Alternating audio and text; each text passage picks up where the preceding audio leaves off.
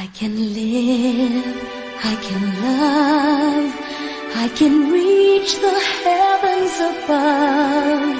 I can right what is wrong. I can sing just any song. I can dance, I can fly, and touch the rainbow in the sky. I can be your good friend. I can love you until the end.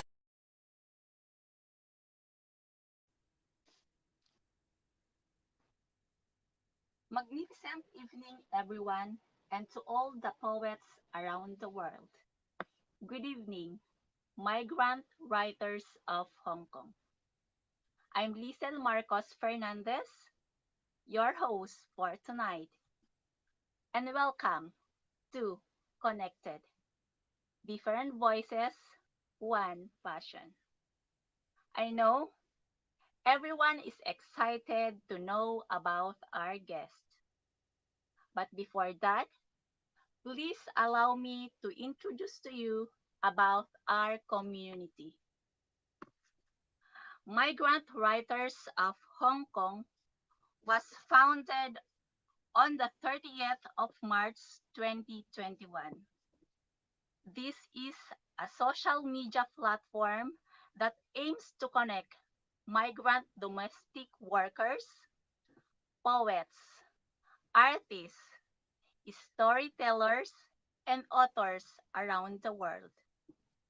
It allows members to share their poems, stories, arts, and photography because we believe writing and arts clarifies our thinking, allow us to articulate and explain ourselves to others, and allow us to work together to be connected.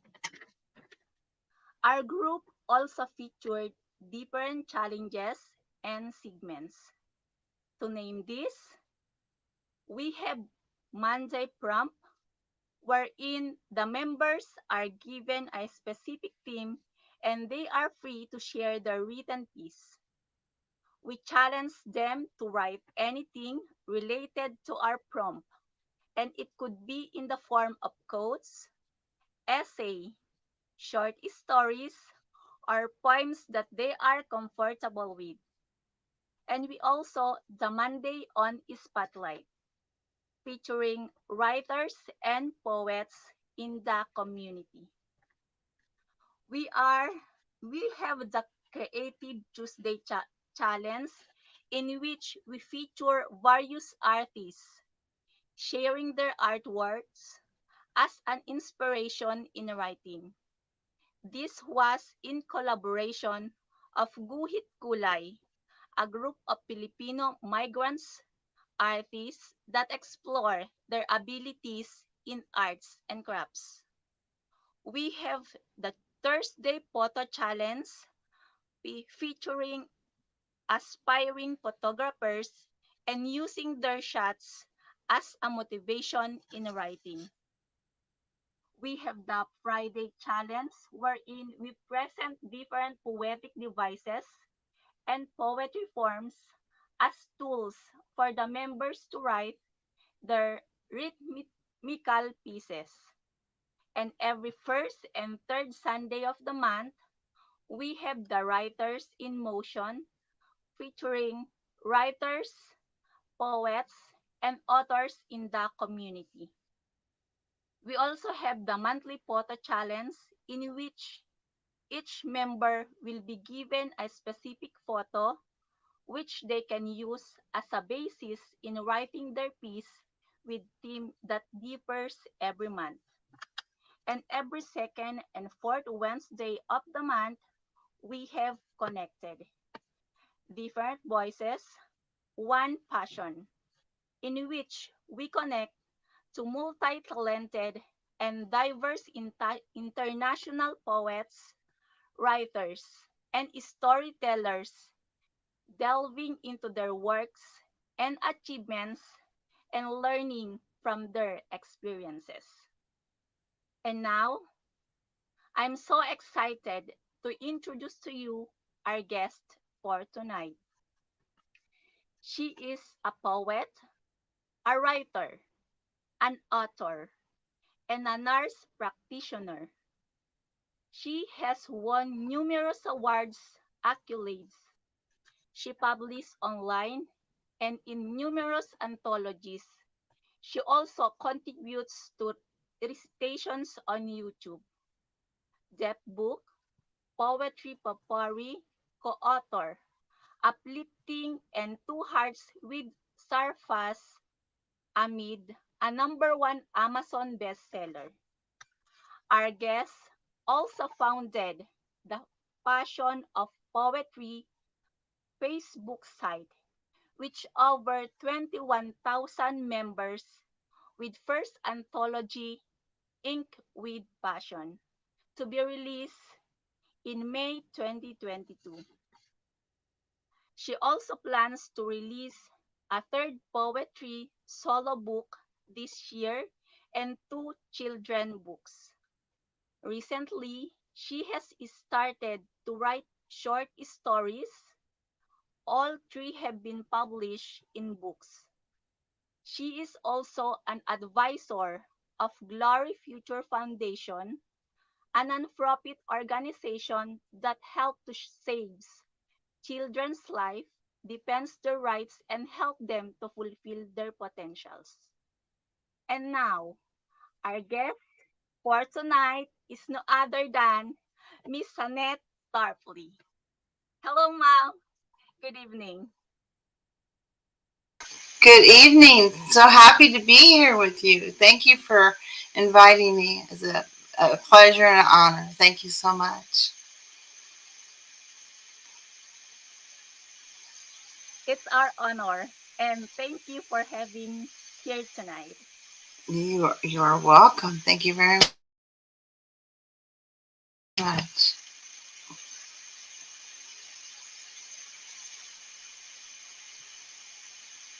Okay, and we have a first question to you, and this is, when did your passion for writing start, and when did you first realize you wanted to be a writer? I first realized I wanted to be a writer actually at a very young age. And when I graduated from high school, I either wanted to be a nurse or a journalist, and I wanted to write, but I went for nursing. And I have written actually very little over the years. About 4 or 5 years ago, I was going through a divorce, and I wrote my divorce ticked off poem. And it used to be one I could recite by heart. It was like 3 minutes long. But many people told me I recited many times, and they said, "You need to get that published." And I've written little bits and pieces of things. When I was 17, my dad and brother died in a plane crash. I wrote a poem then. But I've always wanted to write a novel, and I still want to do that. So I want to do beyond poetry. But I started writing poetry prolifically a couple years ago when I went to go get my book published, and they said I needed a lot more poems. So over about 3 month period, I wrote probably over 100 poems. And I've been writing pretty prolifically ever since. I usually write every day. Sometimes I may skip a day. I recently took a trip to see my aunt, and I didn't write so much. I did write 2 poems when I was gone, but I usually write every day. Sometimes might write, more than one poem. And I recently also started writing short stories in December, and all three have been published. I just submitted my fourth one, and that will be published also soon. So very happy about that as well.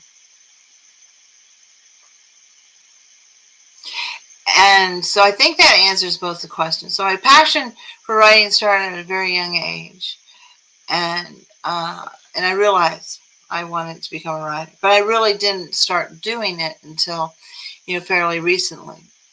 As far as being prolific, I used to write like if somebody would die. I used to write, feel moved to do it then, and then they wouldn't see it, and I felt kind of bad because, when my mother died, I buried her with what I wrote for her. It was called My Mother, My Friend. And of course, she never heard it. And recently, actually, in the last couple of days, had a very good family friend die. And so I started to write a poem for him as well. But I've tried to write before. My grandmother passed last year, and I was able to write about 3 poems before she died. So I was happy I could do that. She could read some of them. So, yeah.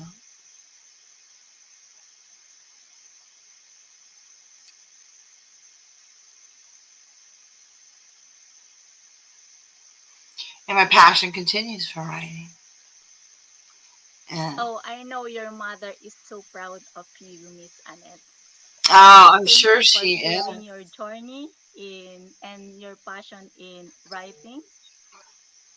Yeah, I'm sure she would be. My father would And even probably be even more proud. He was always my biggest yes, cheerleader. So, yeah, surely she's so yeah, proud of you. yeah.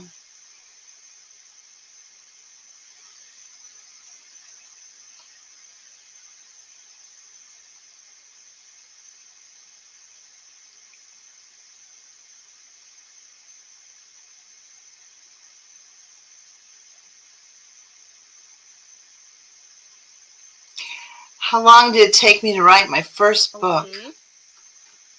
And my second question is, oh, how long that it take to you to write your first book and who inspired you to publish it? Um, I think probably as far as who inspired me to do it is probably, I mean, a lot of people kept saying you need to be published. And so I used to take care of this homeless man who used to come into a clinic I worked in. And he was rather a hardened man and he was very negative. And, but one day I kind of got into his heart and softened him by reading poetry. I read him actually my poem that I wrote called Broken Dreams. It's in my first book. That was the one I was writing through the divorce. And he started crying and sobbing like a child. And then every time I saw him, he'd say, "You need to get that published. You need to get that published." So I really took that to heart. And how long did it take? I started probably February of 2020. And and then I think maybe the next month began really writing prolifically for the book. And then by August of that year, 2020, it was published. So, and then Two Hearts, my second book, was I co-wrote with Sarfraz Ahmad, and that actually was written very quickly. Also, I think we started in November, and by February it was published. So we're actually publishing works that we already had written. Well, we wrote some together. Then we wrote some, collaborative poetry and for the book, and then put it together. But it's quite a large book too. I think I have probably I don't think maybe 80 pieces in there just myself, and then he has some as well. So yeah.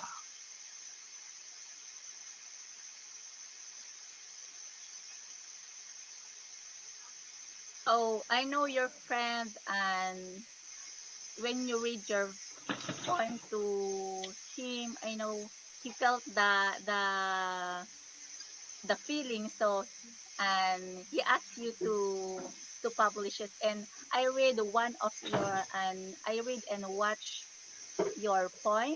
And in that first one, when I watch it in YouTube, I really feel the feeling. And I just told you that tears are coming to my ear, to my eyes. And yeah, Yeah, you're a good writer indeed. yeah. I wrote one recently, and I'll recite it whenever. But I wrote one this past week that I write a lot of poetry, but very rarely do I think, oh, this is something. I mean, I usually think, oh, they're good, but you know, every once in a while I think, oh, I think this one's exceptional, and I'll think that. And so this one I wrote was exceptional, and I think. And I've had a lot of people that I've read it to that have got choked up and teared up, and men and women alike. So it's really touched people. But when we're ready for that, we'll do that. Um, but it has a little story behind it. So and I like to emote. I've always been a writer who talks about the beauty of simplicity, and that you don't have to use large words or a huge vocabulary of big words to emote people. In fact, sometimes I think some writers make the mistake of putting too big of words in there that aren't common. That, I mean, most people would have to look up in the dictionary, and then it makes an uncomfortable experience. But I think a true word artist is able to paint their picture with words, and do it in such a way, choreograph it in such a way that it emotes, it's beautiful. And you don't need, so you can use very simplistic words and use them in such a way, and strategically, to really make it a big effect on what you're trying to say. So I try to do that with mine.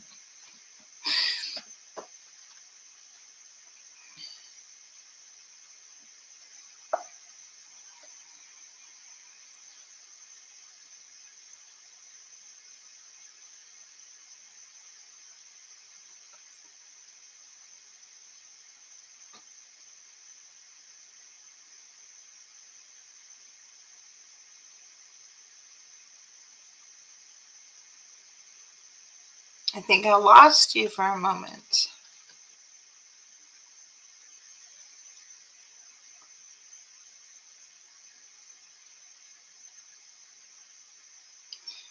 So, are you there?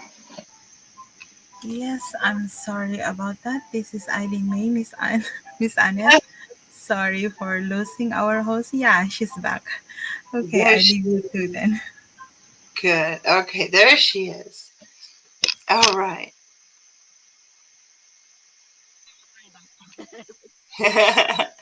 Well, you never know what's going to happen with technology, do you? Thank you so much, Johanna.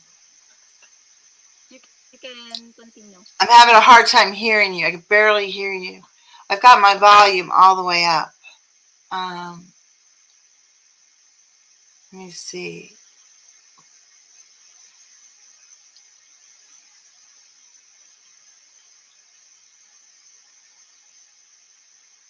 Okay. Can you hear me now, ma'am? I can hear you, but just barely. I'm going to get closer. I worked on the volume early and I've got it all turned up, and I don't know how to make it louder. So I don't know if there's anything you can do on your end, but let me see. If I'm seeing, I'm still up. So it's the highest I think I can make it. Um, System, Okay, yeah. maybe we read first the first comment here I'm from Miss Joanne um Santillan Amaral. I'm Amaral. sorry. Let me see. Hold on a second. Let me see. I found another volume thing, so let me see if I can turn this up. Go ahead and speak again.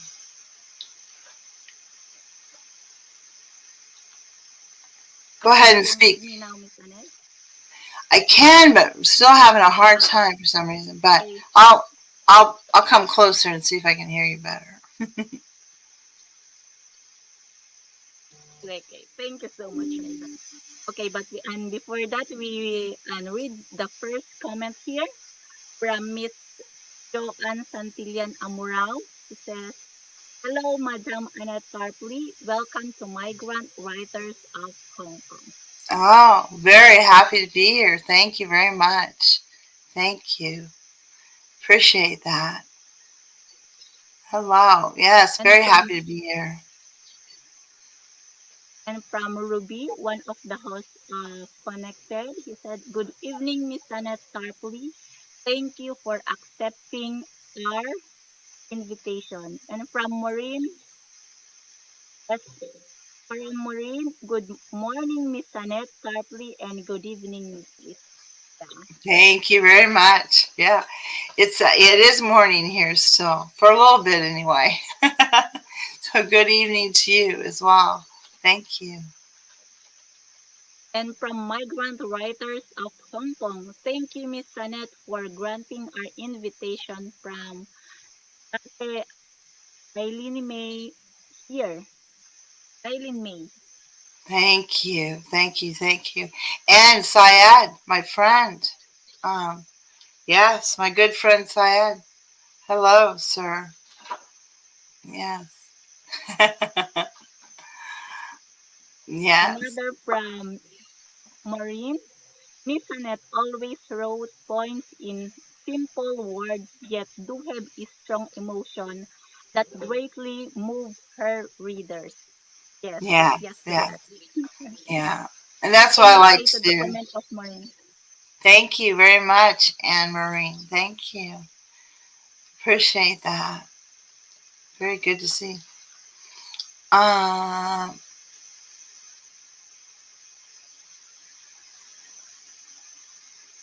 Okay, and another question, ma'am. And what changes happened to you after you published your first book?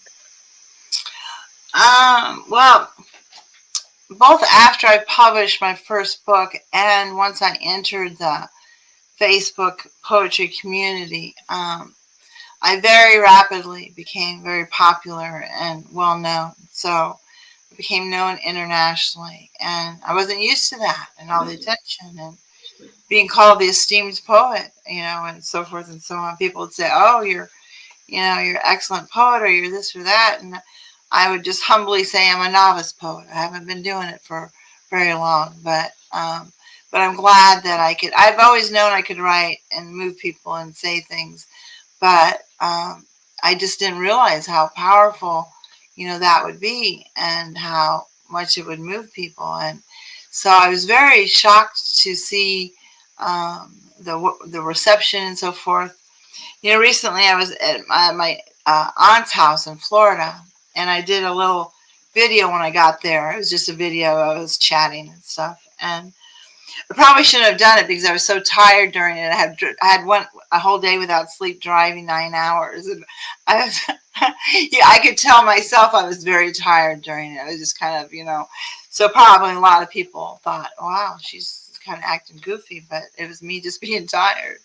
But it was interesting because we got over 500 views, and my aunt was like, "Oh my goodness."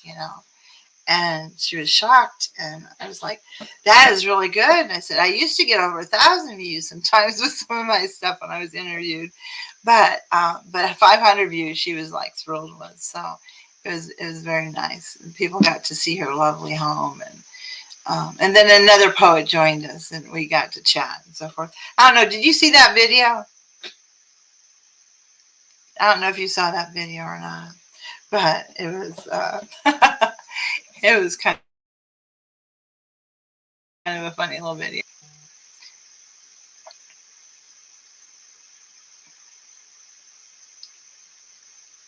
Where did these feelings all come from, ma'am? Because most of your written piece, it's really magnetize the feeling of your readers. Where did my feelings come from? I'm sorry. What was that again? When you write your poems, Hmm. and where did you get the feelings? Because and most of all your poems really magnetize your readers.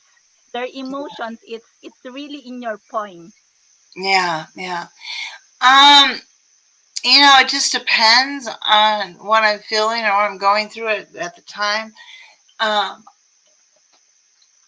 I tend to write some fiction, so sometimes people think things are about me and they aren't, or I'm going through things. I might just think about a certain circumstance or whatever, and I do actually write a lot of fiction where I'll tell stories and so forth. And so I do a lot of love type poems. So if I do a love poem, somebody thinks I'm in love, and it's like, no, I live vicariously through my poetry. But I think that my imagination just runs wild, and then you know, whatever little whim, something comes to my mind, or somebody gives me a title of a poem. You can give me a title of a poem and I can write, or I can look at a picture and write. So it isn't always, something that I'm going through. It's maybe something that prompts me into thinking about something, and then I just write. So, and I tend to do a lot of that. The one I wrote recently that is very emotive, someone else gave me that title, and I said I'm going to write a poem about that. And I think the other day I had two of my grandchildren over, and I said, give me titles, a couple titles of poems. Actually, I still haven't done one of them. One was like a snake in the desert or something. I haven't done that one yet. But one of them said, and the bird flies away, is what he said. And then I wrote the poem, The Bird Flies Away. And so, so you can, I get inspiration from lots of different things. So, yeah. Thank you so much, Miss Annette. And you're really a good writer because not all the and poet can write a good and fiction like that. And you will really and magnetize the feelings of your readers. And thank you so much. And then maybe you can read your first poem now. Okay. All right. I was trying to remember which ones we agreed upon. I think one of them was, you wanted me to read my one about the friends. I think the one that I wrote for Jill Sharon Kimmelman, right? Sister Friends. And so I'll read that one. And my sister friend. So Jill and I have, since we've been friends, actually have written poems for each other. Um, and I wrote this for Jill Sharon Kimmelman, my sister friend. I am a true friend. I will be by your side. If you stray from your path, I'll be your guide. When you shed tears, I'll wipe them away. At your beck and call, any time of the night or day. When burdens are too heavy, I will listen to you. Say something funny, make you laugh when you're blue. On our darkest secrets, we shed the light. Forgiving each other for wrongs, we make it right. We are steadfast sisters, this bond we did choose, cemented in love, a faithful union, permanently fused. I will encourage you, for you have dreams to follow. Pursue them with passion, devoid you are hollow. Acknowledging your achievements, I will applaud and rejoice. Destined to be great, follow your path, find your voice. Your words are magical, you expertly weave. At the conclusion, they are masterpieces you have achieved. Your writings have impact. With them, mountains you'll move. Like a fine wine, with age, you refine and improve. I wish you good health, much love and happiness. Our friendship will endure any trials or tests. Just remember, I will always be here through life's crashing waves. No principality will thwart us. We protect and save. So that is for my dear friend Jill Sharon Kimmelman.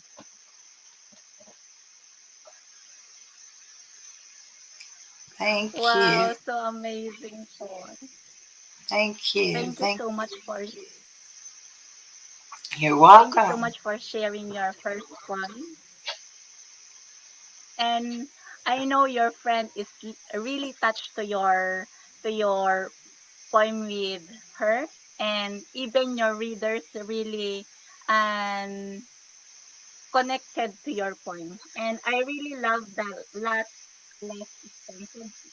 It says, "Just remember, I will always be here through life's crushing waves." Ay, it's so touching. Yeah. Thank you. Thank you. I actually did a video on that. That's on YouTube. So I made a video of it for her as well. Yeah. So I was proud of that. Thank you very much.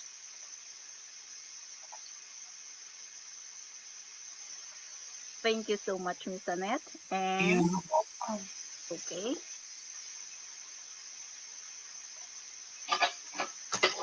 I'm going to take a little sip of my um, coffee. what is your you may okay? I'm sorry, my What throat was is getting a your little dry. favorite poetic device you always use to write your poem? What is my favorite poetic what? Device, did you say? That I use to write my poems? Hmm. Well, I'm a rhymer, so I tend to think in rhymes. And, I tend to, I think a lot of my poems are musical because of that. They have this, because songs, always rhyme. If you listen to songs, they rhyme. So I think, I just tend to think in the rhyming kind of thing. But I don't like to be, tied down to one form of poetry. So I'll change it up and I'll write things that don't rhyme.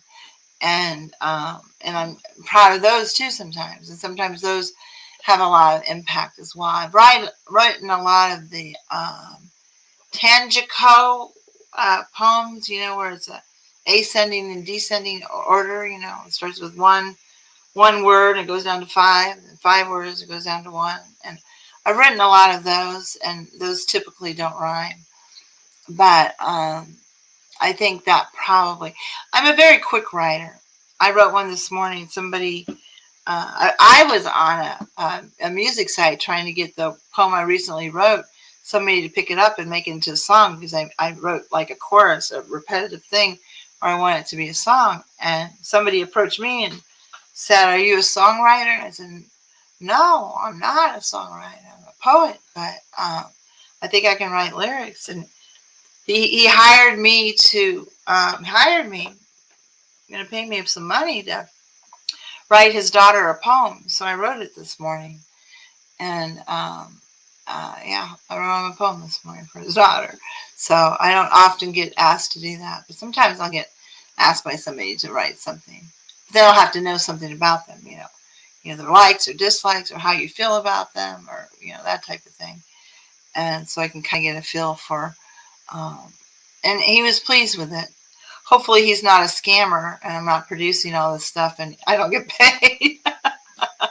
So I guess I'm taking my chances. So we'll see what happens.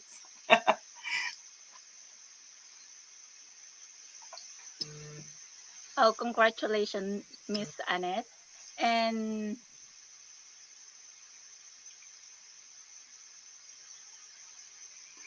we can read some comments here from Nacy Wardstream.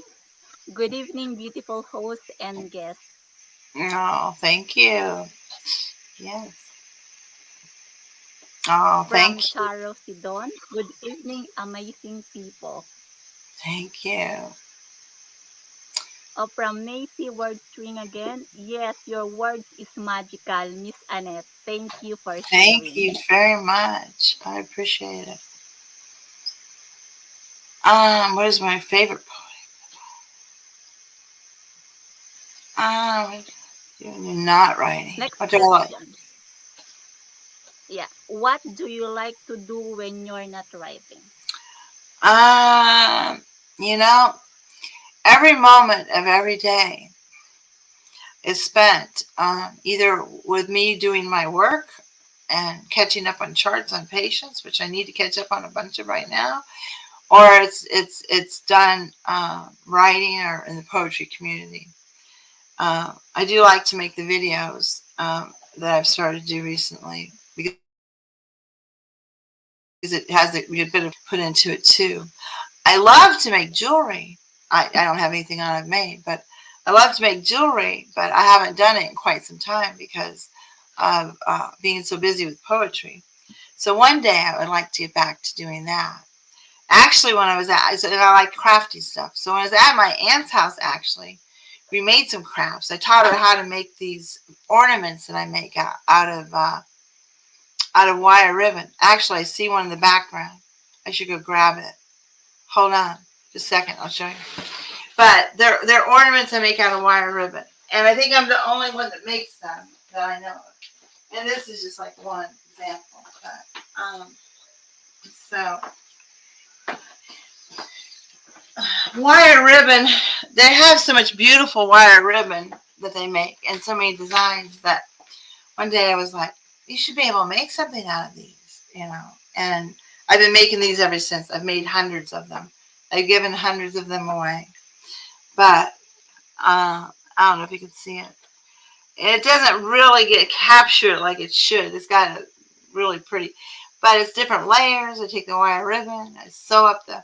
So we did this. We each made two different ornaments.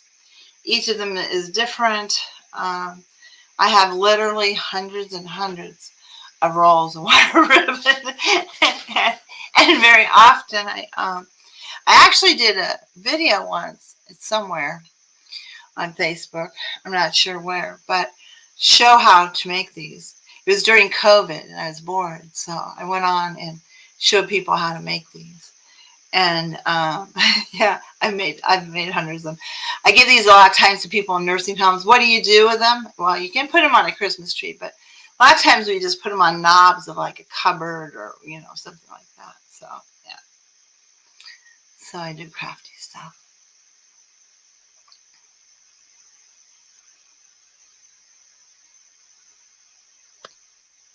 Oh, you're not only good in writing poems, but you're really creative.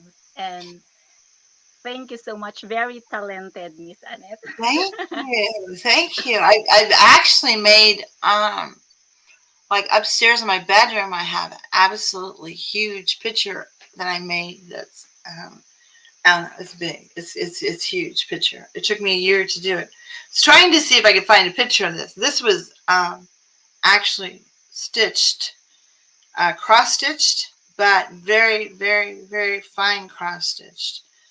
And let me see if I can find. I could probably find it really quick and show you.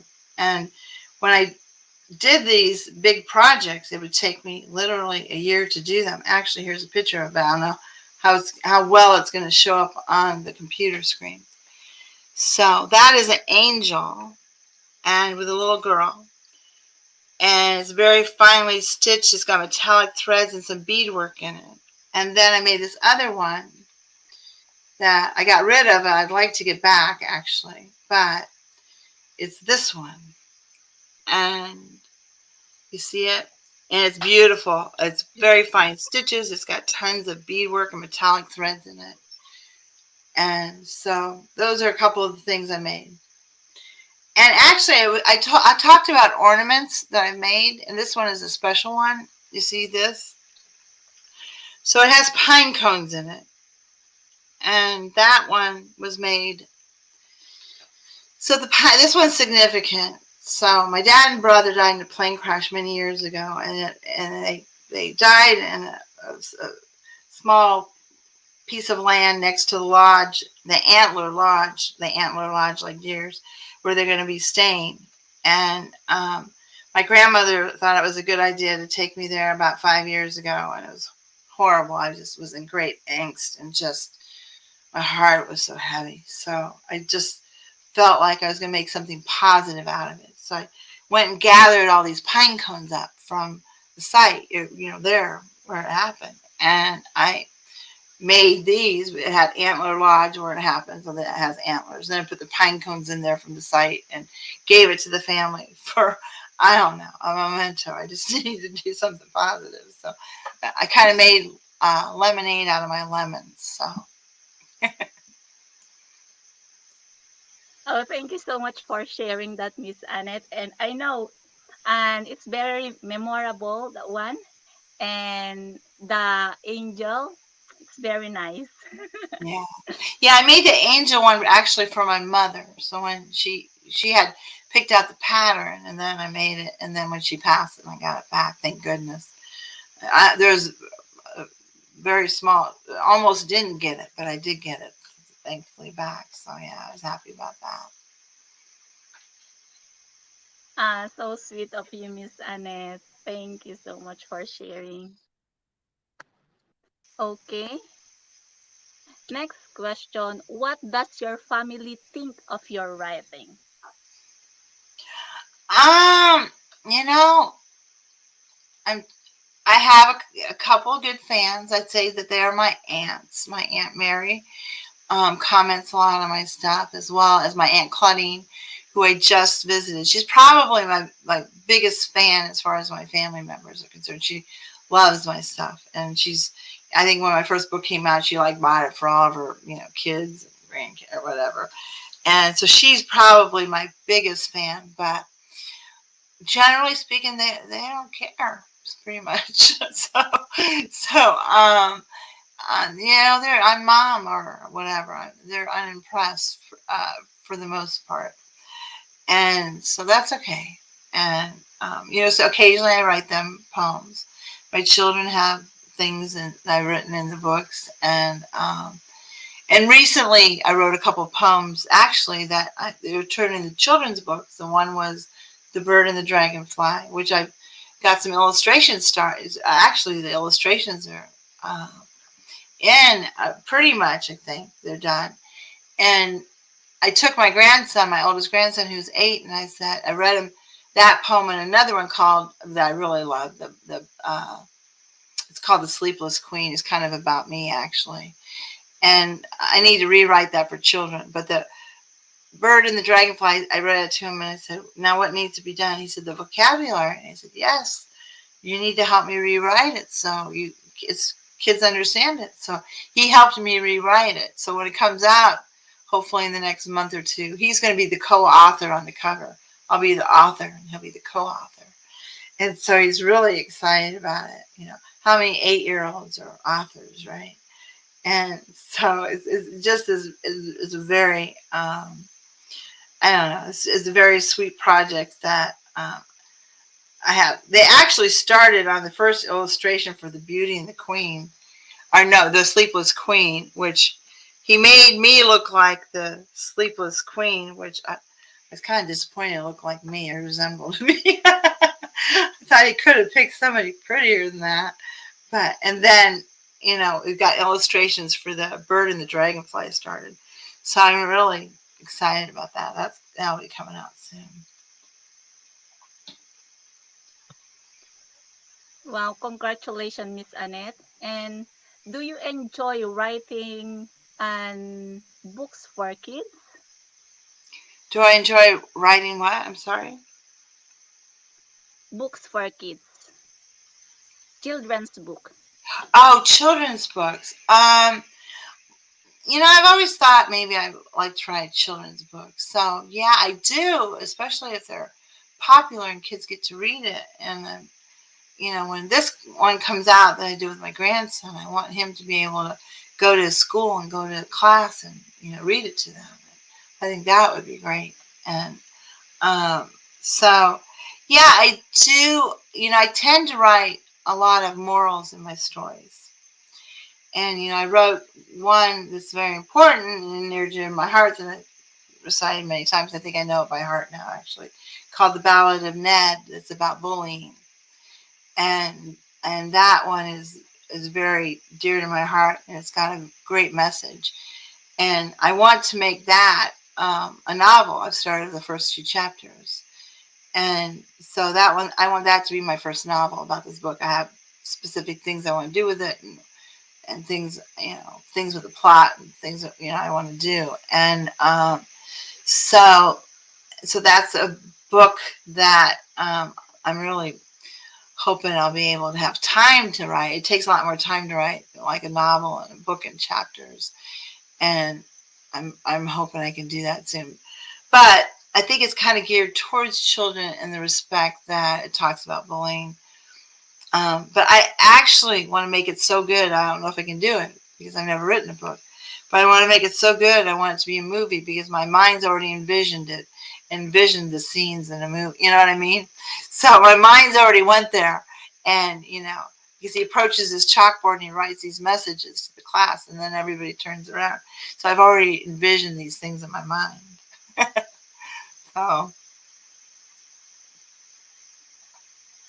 I hope you can find time to write that, Miss Annette. And I read that and about the bully, and I really love the last part that is you said, you write there that and God is love, like that. yeah. The last So part, when he goes up, yeah, yeah, so when he goes up to the class after he's in bully, he goes up to the front of the class, Ned. That's what's called the ballad of Ned. And he writes, God is love. I am love. And my love I yeah, extend I to like that. you. Very nice. Yeah. So found things, messages I think I have in there that I can just see this in a movie. I'm going to the chalkboard and writing it. And then it says, tears stream down the teacher's face, falling down the cheeks of students too. So, and then everybody turned around and accepted Ned after that. So I think it has this great message. I wrote another one called the Legend of Jack. And in that, he's like a kind of a recluse and by himself and alone, but does this thing for people every year where he holds a celebration, and but people still shun him and ignore him and don't help him, and in the end he ends up rescuing this girl that's drowning, and he loses his life, and he sacrificed his life for the lass, it says. And then in the end it says, funny how some things turn around. And then it says Jack's legend lived on. Oh, and this it says the musicians got together. They wrote a ballad. Jack lived on through the legend of song. And I just think that's, a, a profound thing too. He lived on through the legend of song. They when he was alive, they weren't nice to him, but after he died, of course, rescued the girl, then they rethought things. So I like to make people think about things and how they think about people, and maybe we should think of people in a different light and not so unkindly. And yeah, so I like to put those lessons in there. Thank you so much, Miss Annette. And you can read your second poem now. Okay, I think I'm going to read the one I wrote recently, and there's a little story behind it. And that is that I am a nurse practitioner. I'm trying to find it on my phone real quick. I'm a nurse practitioner, and I went and visited a patient last week. And at this facility, most of the patients have tracheostomies or they are on ventilators. Some of them are kind of vegetables. They aren't aware of anything. The lady who I actually went to, I've seen maybe the third time I've seen her. And she's on a ventilator. And she's totally alert and everything. And every time I go see her, she just has this loving glow in her eyes and a smile. And it's just, she's always just touched me from the very beginning. And she likes for me to read my poems to her, so I read her a poem, and she started to tear up and get choked up. And she can't talk, like make audible sounds, but she mouths words. And most of the time, I don't know what she's saying. And I think the more time I spend with her, I'll pick up on it. But one of the things she said was, "Will you remember me?" And I spent some time with her after that. And I said, "Yes, I will always remember you." I said, sometimes we meet people and they touch our lives, and we might only meet them one time, but we remember them all of our lives. They make an impact on us. And I said, I will always remember you, and I will write a poem about it, and I'll bring it to you the next time I come. So this is Will You Remember Me? Once I was vibrant and full of life. A bold and strong woman was I. Youth and energy enveloped my spirit, invincible and spry. No constraints to what I could do, only limited by my mind. Of a tough stock I was made, yet I was gentle and I was kind. Will you remember me when I'm gone? Will you remember my smile? Will you remember the dance of my eyes, knowing me was worthwhile? Now I am older, my hair is gray, has lost its luster and sheen. I still feel young at heart. I'm really not as old as I seem. My mind is clear as I think what impact I have made. Wrong choices I once chose. Tears lined the path I paved. Will you remember me when I'm gone? Will you remember my smile? Will you remember the dance of my eyes, knowing me was worthwhile? I miss you, my friend. Now you are gone. Your spirit is at rest. I miss your laugh. I miss your voice.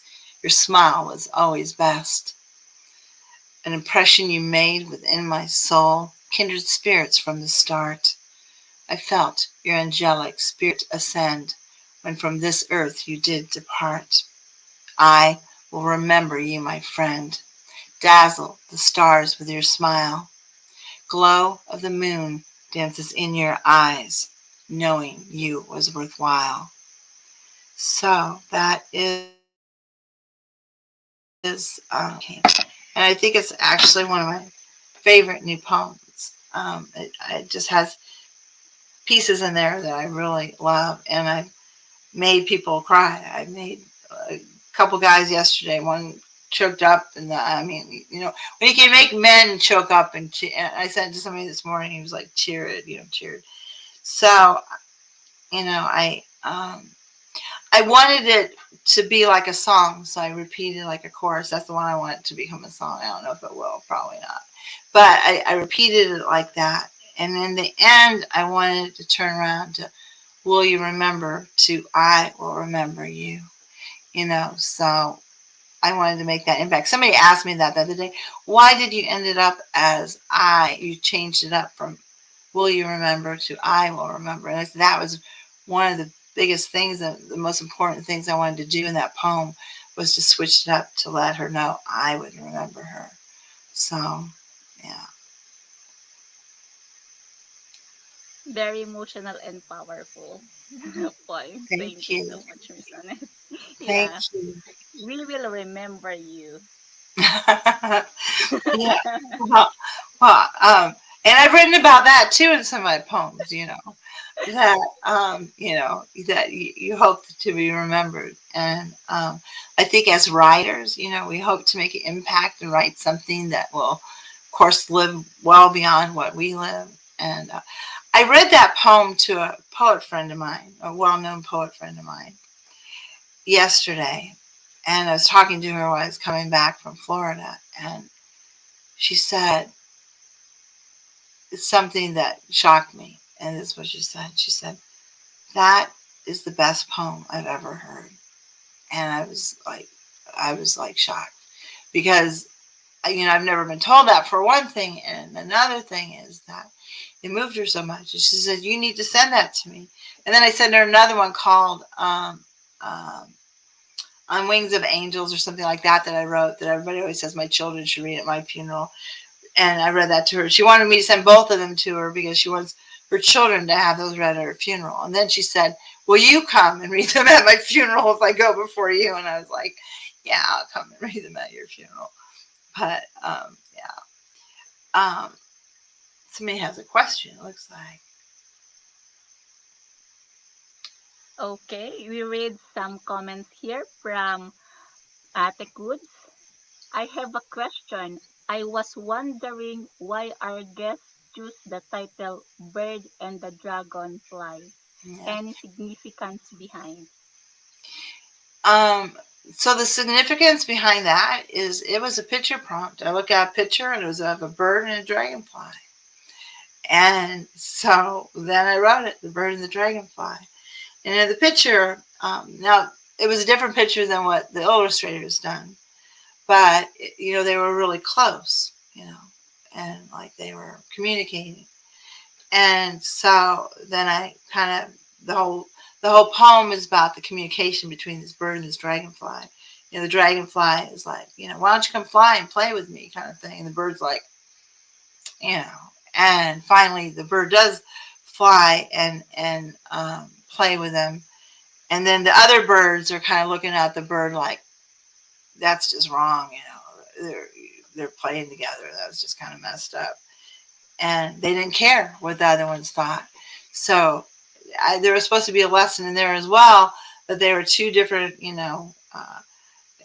like people from different cultures or ethnicities. They were from two different species, but yet they were friends and they didn't care what the other birds thought. So that was kind of the message that I was trying to convey in that no matter what anybody else thinks, it doesn't matter.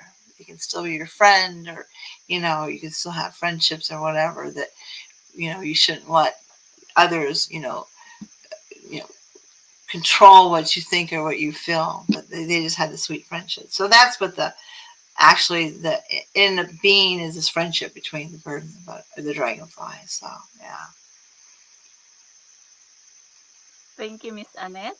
And some comments here from Ruby. We will definitely remember you, Miss Annette. Oh, Yes. thank you, thank you, thank you, thank you. From Anne Maureen. The happiest feeling ever is when a member of your family is being involved in your work. It is. And as far as my children are concerned, my oldest son comes over and I make him listen to me read some stuff sometimes, And I say, listen to this. I know you don't want to hear it, but listen to it anyway. Oh, yeah, that's good, Mom. But what I say is that my children, this is what I imagine will happen. Someday I'll be gone and my children will look at my work and they'll say, wow, listen to this, Mom.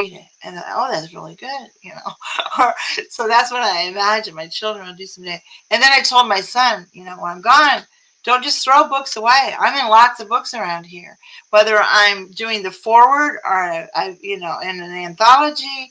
So don't just throw them away because you might be throwing my work away.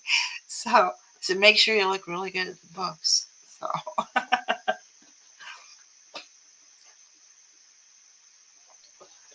Okay, from Migrant Writers of Hong Kong.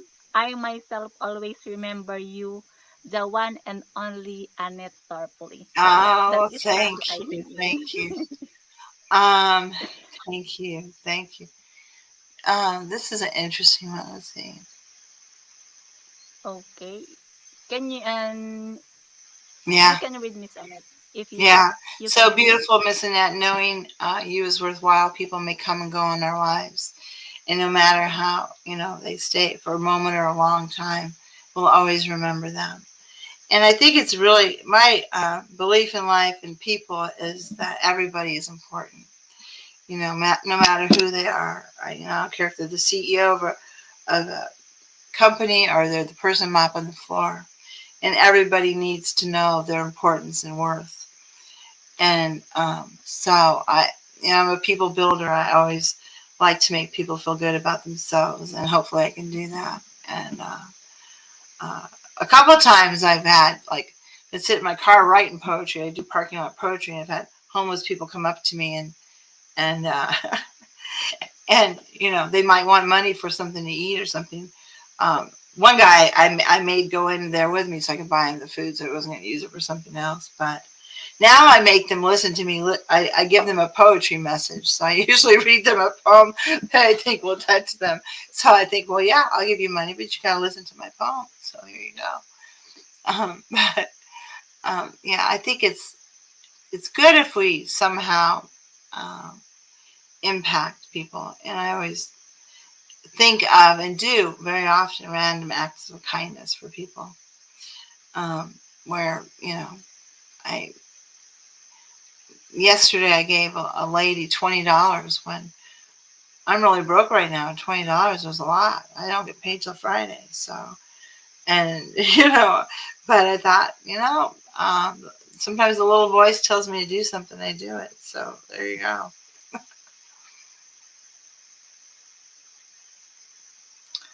What is the hardest poem I've ever Wow. Um, so did you want to read that question or you want me to read it?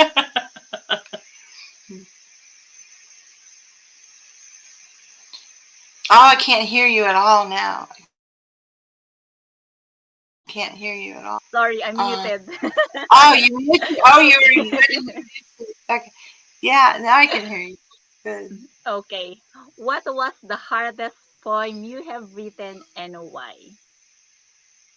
Yeah, that's an excellent question. Um, I think um, for some reason, I hate to say this, but for a long time, I couldn't write for my family unless it was posthumously or after they passed. And then the emotions would come to surface and I would write. But my grandmother was having her 100th birthday party, and which I couldn't attend because I was out of state and I couldn't get there. But for months, maybe even a couple of years, I knew it was coming up and I was trying to, compose something for her. And it just wasn't coming to me. Not that I couldn't think of things, all kinds of things. It just wasn't coming together. It wasn't. So finally, I'm kind of a person who works good, like if I feel the pressure's on, last minute, I've got to do it, kind of. So I think it was actually on her birthday that I finally wrote it and completed it, and was happy that I did it because I thought, well, am I even going to be able to do this? And I did. I was able to do it, and then to send it to her, and they, read it at her birthday and so forth. So that was. It shouldn't have been the hardest one. I've written a couple since then. I think one again when she passed, and then one when she was still alive and sick. I wrote one. The title is really catchy. I'm trying to remember what it was, but it was kind of a catchy title, and it was kind of her talking about. It was like in her, like she was talking through the poem,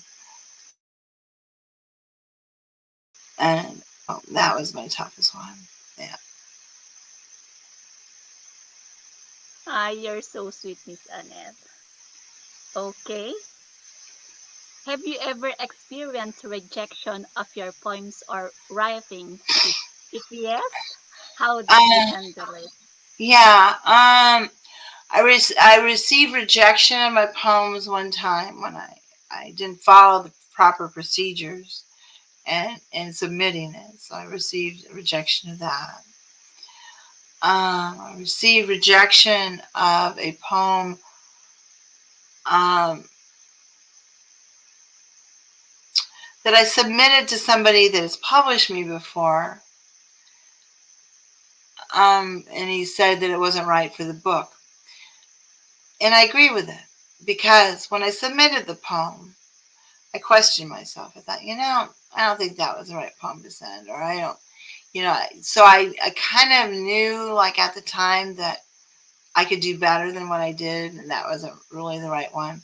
I haven't received a lot of rejection. I need to do actually more submitting to bigger, companies and like more places in the U.S. And I have been published in some places in the U.S., but I want to do more of it. I tend to go for places that the submission's easier, the process is easier. If they have too many, hoops I have to jump through, I tend to get, um, not as enthusiastic about it. But I haven't been rejected too much, and all of my short stories have been accepted, thank goodness. So, I'm really happy about that. But I know that there's a lot of good writers out there, and that I could get rejected many times over if I submitted more. Yeah. Oh, one time, the Ballad of Ned. Actually, that was just for a little contest. Actually, that was for a little contest or something. I think it was a picture prompt for a site, and that's one of my best poems, I think. And a haiku won over the Ballad of Ned. And not even a good haiku. I've done haiku. So I was like, wow, how did that happen? How did the haiku win over Ned? But it did. So,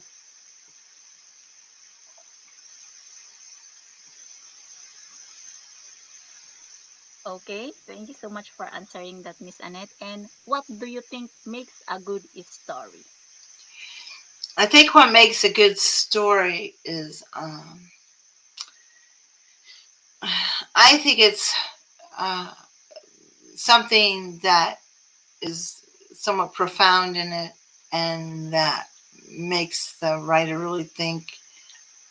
I tend to use a lot of imagery, so I think that, makes for a good story. When I do stories, I tend to, a lot of times there will be something in there, a message I want to convey. And whether, it's blatant or, it's metaphorical, sometimes I might speak in metaphors. I want there to be a message for the reader. So, and most of the story ones I do have, some kind of a message they're trying to convey. So I think that makes for a good story. Yeah. Thank you so much, Miss Annette. And did you still remember poems in your first book? Can you share with us? For my first book, can I remember them by heart? Or I have my first book here. Oh, well. You what? I only remember one for my first book, and that's the long one. That was my "I'm Getting Divorced" poem. Oh, So that's the only one I ever committed to memory because it was part of my therapy, part of my healing process at the time. But did you want me to read something from it? yes, please. My first book.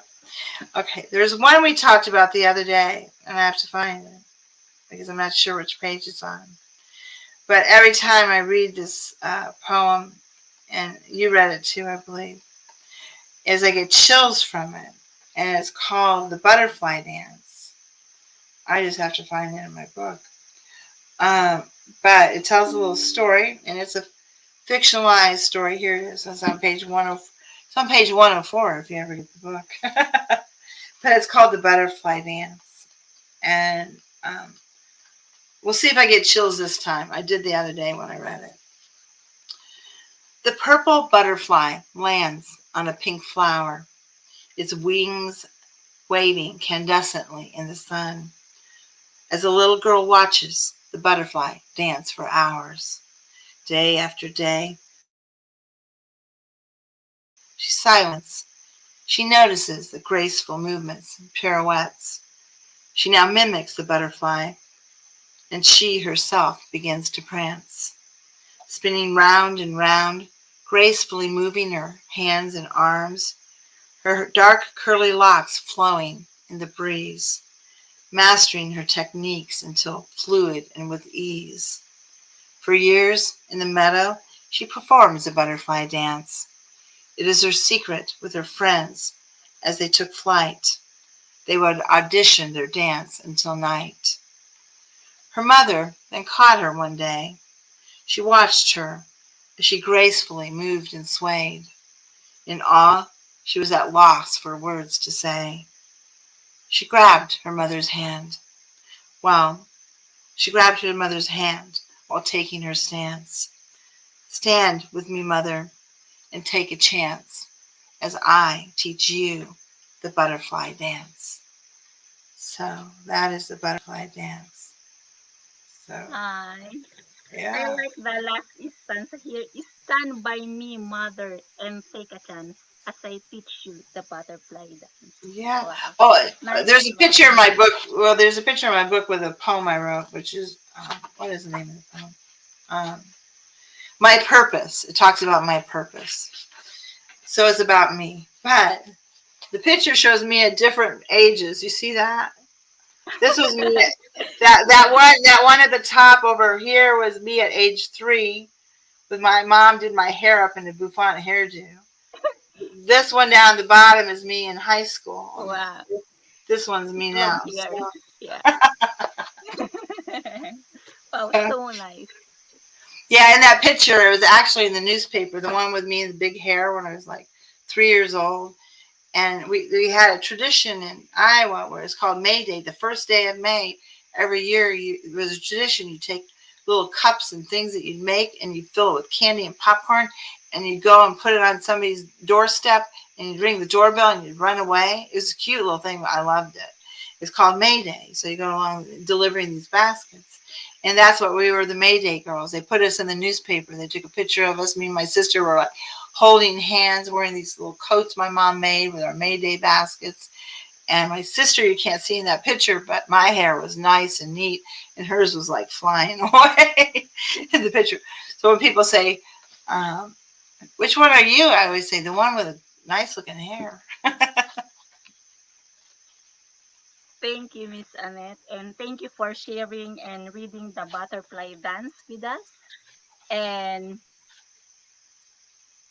do you have any suggestion and inspirational message to help aspiring poets and writers to be better in their chosen field? Yeah.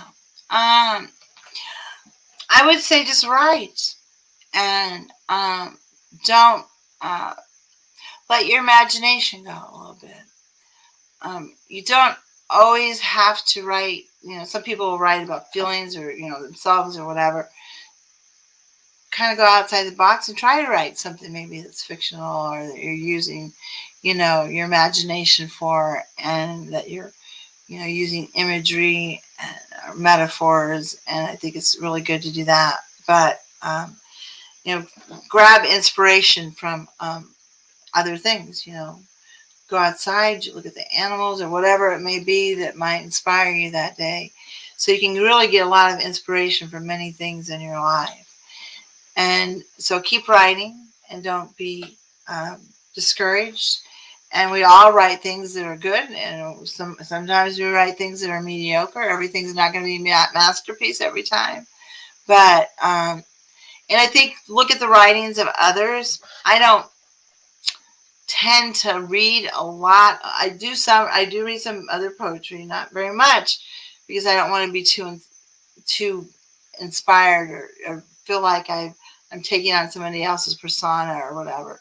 So I kind of limit my reading a little bit, and but I do read of course, other poets, and but I encourage people to read other poets and to look at various styles or techniques they might use, and gain ideas from that. Um, just don't plagiarize, right? so come up with your own stuff. You can look at their styles, but then come up with your own thoughts. But that's what I would do. Just keep writing, and and don't be boxed into one style. So if you're a rhymer, go outside your box every once in a while, and delve into a an area you might think is uncomfortable for you, but you might actually find that you're good at and that helps you grow.